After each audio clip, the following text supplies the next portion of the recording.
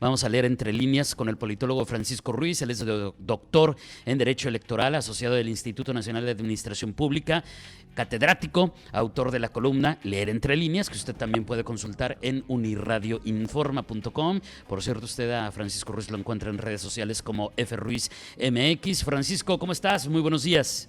Muy buenos días, David. Pues ya este segundo martes del año, es increíble cómo hace algunas semanas estábamos en el conteo regresivo, decíamos faltan 3 meses, falta mes y medio, nada más nos quedan 2 semanas y bueno, ya vamos en la segunda semana de 2023.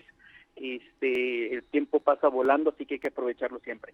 Siempre, aunque pues aquí en la región ya ves que con no muy buenas noticias, por ejemplo, en lo que se refiere a seguridad, pero bueno, hablemos de otros temas y pues de tu columna del día de hoy, la entrega titulada Moralmente Autoritario. Sí, David, pues mira, hay muchísimos temas, nada más que estos temas todavía se encuentran en activo, digo, desde el tema de la ministra, la situación y los rumores que se han desatado en la detención que se dio en Sinaloa. Por supuesto, no podemos dejar de lado la cumbre de los líderes de América del Norte, en la cual, por cierto, ya ayer vimos los primeros roces públicos que se dieron entre el presidente Biden y el presidente López Obrador en torno al tema de América Latina. Vemos cómo cada uno tiene sus objetivos muy bien delimitados, insistentes ambos. Sin embargo, pues habremos de hablar al respecto la próxima semana, una vez que haya finalizada esta cumbre. Estos roces públicos, bueno, si se han dado estos roces de manera pública, la verdad es que no me imagino cómo deben estar las patadas bajo la mesa. Y bueno, tampoco me imagino cómo debe de estar el canciller Marcelo Ebrard ahorita sudando la gota gorda, manejando 3 pistas: por un lado la cumbre, por otro la reunión anual de embajadores y cónsules mexicanos que se da cada enero, para pues de alguna manera homologar los criterios que se deben de aplicar a nuestras representaciones en el exterior, y por supuesto pues la agenda política que el canciller no va a dejar nunca, ¿verdad? Claro.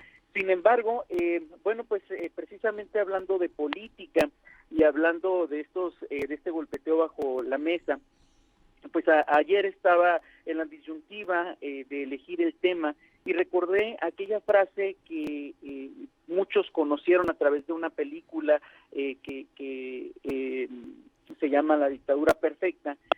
Sin embargo, es una frase mucho más antigua, que fue pronunciada por el potosino Gonzalo N. Santos en la primera parte del siglo XX, y decía que la moral es un árbol que da moras. Y sigue la frase, pero me voy a limitar hasta aquí por las palabras que utilizaba de manera tan alegórica. Gonzalo N. Santos fue conocido como el Alazán Tostado, y evidentemente no es un personaje que goce de una gran reputación o prestigio. Sin embargo, sí me sirvió como un parteaguas para poder entrar al tema principal, que es precisamente el de moralmente autoritario, ¿no? Evidentemente, Santos buscó minimizar la importancia de la moral en el ejercicio público. ¿Por qué? Bueno, porque precisamente él caía en los excesos que le daba el poder del cual gozaba, ¿no? Durante el primer año del presidente López Obrador, del gobierno del presidente López Obrador, es más, ni siquiera durante el primer año, las primeras semanas, en enero de 2019, sí, el presidente López Obrador decidió retomar y publicar tanto a través de su versión digital como versión física, un texto escrito por don Alfonso Reyes, un gran intelectual mexicano, y la adoptó como su programa de trabajo. Esto se llamó La Cartilla Moral, y bueno, en la presentación de este texto, López Obrador buscaba precisamente algo que me recordó mucho a la renovación moral de Miguel de la Madrid, ¿no? Si nosotros consultamos el texto, dice López Obrador que la decadencia que hemos padecido por muchos años se produjo tanto por la corrupción del régimen y la falta de oportunidades de empleo y de satisfactores básicos, como la pérdida de valores culturales, morales y espirituales. Es decir, este texto que puede resultar muy noble va a ser de alguna manera manipulado por el presidente para darle un carácter o una tonalidad política y evidentemente a su favor, ¿no? Les decía que precisamente hablando de moralidad, pues viene precisamente al tema Miguel de la Madrid Hurtado, que fue presidente de México entre 1982 y 1988, y bueno, pues él va a tener una campaña rumbo a la elección presidencial bajo el lema Renovación Moral, y bueno, pues también señalaría en diciembre precisamente de 1982 que México nos dice, nuestro pueblo exige con urgencia una renovación moral de la sociedad que ataque de raíz los daños de la corrupción en el bienestar de su convivencia social. ¿Por qué retomo las palabras de la Madrid? Bueno, porque vemos precisamente algunos conceptos clave que se repiten y voy a insistir en lo mismo. Mientras el presidente López Obrador y muchos de sus seguidores continúan con la intención de convencer al pueblo de que han inventado el hilo negro, la realidad es que el discurso que han estado utilizando durante los últimos 4 años viene de un régimen mucho más antiguo, ¿no? Pero bueno, para continuar con el tema, en el caso de la moral, ¿cuál es la relevancia de la moral? Bueno, pues la moral se define como una doctrina en el cual el ser humano va a tomar decisiones conforme a su conciencia, y obviamente la conciencia debe de estar preparada para discernir entre lo bueno y lo malo, ¿sí? ¿En qué va a consistir lo bueno y lo malo? Bueno, en las normas moralmente aceptadas, o mayormente, mejor dicho, mayormente aceptadas por la sociedad en el tiempo en el que se desarrollen, ¿no? Sin temor a equivocarme, me atrevería a decir que el presidente López Obrador decidió asumir la palabra doctrina y de nueva cuenta utilizarla a su conveniencia para adoctrinar a las masas, y esto es precisamente lo que ha caracterizado al gobierno de López Obradorista, ¿no? El adoctrinamiento, la dogmatización para transmitir las ideas que le son de beneficio al presidente y a los colaboradores del presidente.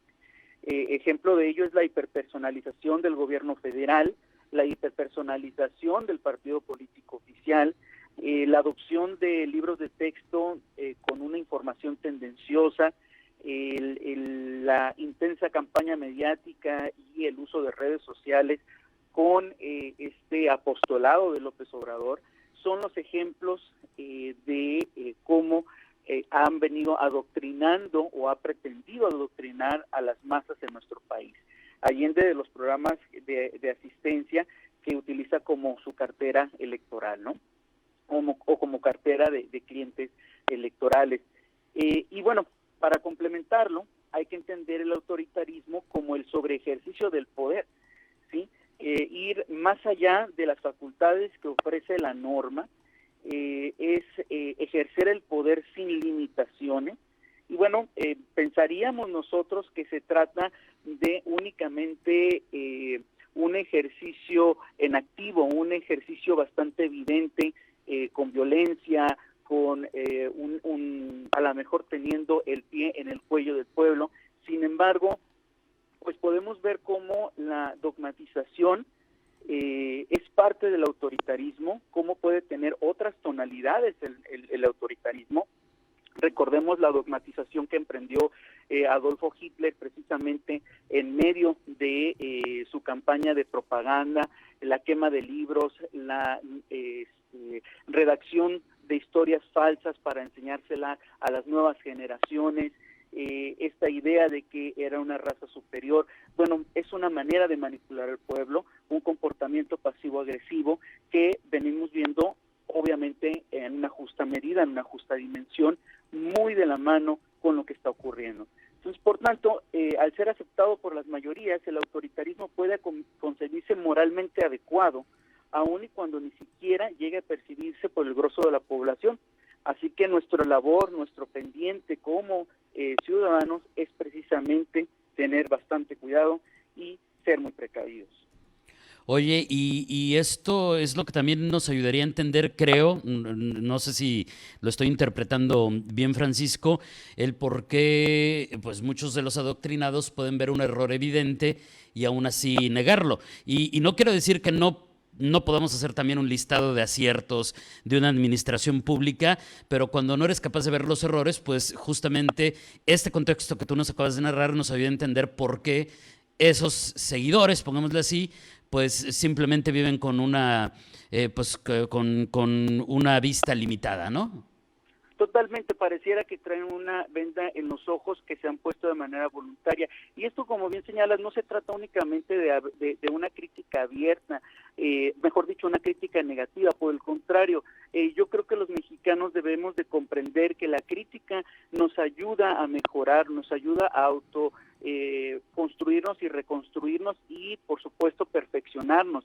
Entonces, mientras veamos la crítica como algo negativo, pues no vamos a encontrar los elementos que nos ayuden a mejorar, no solo como gobierno, no solo como país, sino como ciudadanos. Entonces, ese es el gran reto, ¿no? Así como nos pusimos la venda, quitárnosla, ser mucho más críticos, exigir resultados y, por supuesto, aceptar cuando hemos tomado una decisión errónea para poder enmendar el error, ¿no? Sin duda. Oye, entonces la próxima semana nos platicas algo en relación a lo que salga de la cumbre de América del Norte, que creo que de por sí hay elementos bien interesantes, pero apenas arrancó. Entonces seguramente habrá mucha información y muchos detallitos que irán surgiendo que podrán aportar a tu entrega de la próxima semana. Totalmente, y mira, pues oficialmente apenas arrancó. Me parece que el inicio de esta cumbre se dio desde la semana pasada, pero ya estaremos platicando al respecto el próximo martes. Eso va a estar muy interesante. Gracias, Francisco, que tengas una excelente semana. Muy buenos días. Igualmente, muchas gracias por el espacio. Hasta luego. Es Francisco Ruiz, politólogo, doctor en Derecho Electoral, asociado del Instituto Nacional de Administración Pública, catedrático, autor de la columna Leer entre líneas, que usted también puede consultar en unirradioinforma.com, con su participación de cada semana. Y pues también usted puede encontrar a Francisco Ruiz en redes sociales como FRuizMX.